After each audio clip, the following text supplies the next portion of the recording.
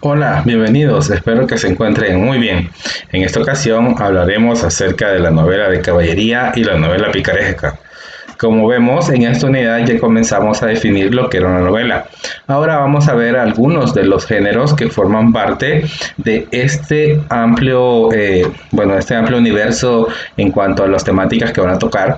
Y vamos a iniciar con dos que básicamente son como las fundadoras, podríamos decirlo de cierta manera, o una de las iniciadoras de este género, como son las novelas de caballería y las novelas picarescas. Iniciaremos con la novela de caballería. Estas novelas de caballería justamente se desarrollan a finales de la Edad Media y principios de la Edad Moderna y vamos a ver que es una novela escrita principalmente en lengua romance. En aquel momento la lengua que se hablaba principalmente en la parte europea era el latín y básicamente cuando el latín se mezcla con otras lenguas que formaban parte de la península ibérica, lo que hoy en día conocemos como la península ibérica, eso forma las lenguas romance, como por ejemplo el español. En el caso de de esas novelas de caballería, muchas de ellas estaban escritas en lengua castellana y a eso es lo que conocemos como la lengua romance. Y este tipo de historias pues nos contaba principalmente la aventura de caballeros valientes y devotos que generalmente tenían que hacer una elección entre la parte del amor o decidirse por apoyar o enfrentar el amor o quedarse únicamente defendiendo pues el honor de muchas veces incluso de la religión. Y bueno, muchas veces la decisión era la religión sobre el amor, a diferencia de las historias que nosotros hemos visto, donde vemos que los caballeros pues se enfrentan básicamente a todo por rescatar a la princesa o ese ser idealizado, ¿verdad? En estas historias no va a ser siempre esa la elección final de los caballeros. La finalidad de este tipo de narraciones vamos a ver que va a ser la de contarnos historias de los aventureros caballeros que básicamente eran personajes que iban de un lugar a otro buscando hazañas o algún tipo de peligro que vencer. Y justamente la mayor parte de esos caballeros tenían una ascendencia noble. La mayoría formaban parte de este grupo selecto que se encontraba muy cercanos a la monarquía. La mayor parte de estas obras tienen sus raíces en muchas leyendas celtas, como es la leyenda del rey Arturo. Me imagino que todos en algún momento pues hemos visto parte de esas historias que nos habla del rey Arturo, que era un rey muy sabio, muy justo, que justamente tenía una serie de caballeros que estaban junto con él y que formaban los caballeros de la mesa redonda. Y justamente todos esos caballeros apoyaban lo que el rey Arturo proponía o lo que él decía y bueno, esa fue la base de la creación de este personaje idílico y muchas de esas aventuras fueron justamente tomadas por el francés Chetien de Troyes, que se considera como un primer autor de este género que se encarga de recopilar muchas de estas hazañas y aventuras. Algo importante de esta época es que en este momento histórico no se tomaban tantos créditos en cuanto a las creaciones de literarias y por eso muchas de estas obras de caballería vamos a ver que tienen un carácter anónimo. Dentro de las características que forman parte de este género, vamos a ver que el personaje principal siempre va a ser un personaje, un caballero andante, ¿verdad?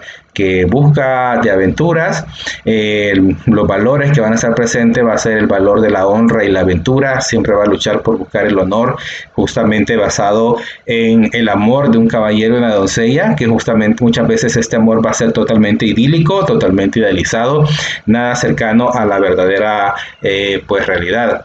Vamos a ver la incorporación de elementos fantásticos, porque muchos de esos caballeros se ven enfrentados a dragones, a gigantes, que sabemos de que no existen de forma real, sino que solo son parte pues, de la imaginación. Muchos de ellos, como decíamos, están basados en leyendas orales y tradiciones. Entonces, estas van a ser parte de las características que vamos a encontrar dentro de la novela de caballería. Dentro de los autores de este tipo de obras tenemos a Miguel de Cervantes y Saavedra, que se considera un autor muy importante de este género porque básicamente con su obra El ingenioso hidalgo Don Quijote de la Mancha, él rompe un momento histórico donde todas las obras tenían una misma temática y por eso se considera de que con esta obra se genera la creación o inicio de una nueva etapa de la novela, con lo que conocemos como la novela moderna, porque justamente Don Quijote de la Mancha no es más que una sátira, o sea, una burla que Miguel de Cervantes Saavedra hace a las novelas de caballería de su época, donde los caballeros eran totalmente idealizados, idílicos, ¿verdad? Entonces él nos presentaba a un caballero que tenía muchos defectos y pocas virtudes. Entonces este caballero con muchos defectos justamente pues se enfrentaba a esta nueva sociedad que lo veía ya no como un héroe, sino que como un loco.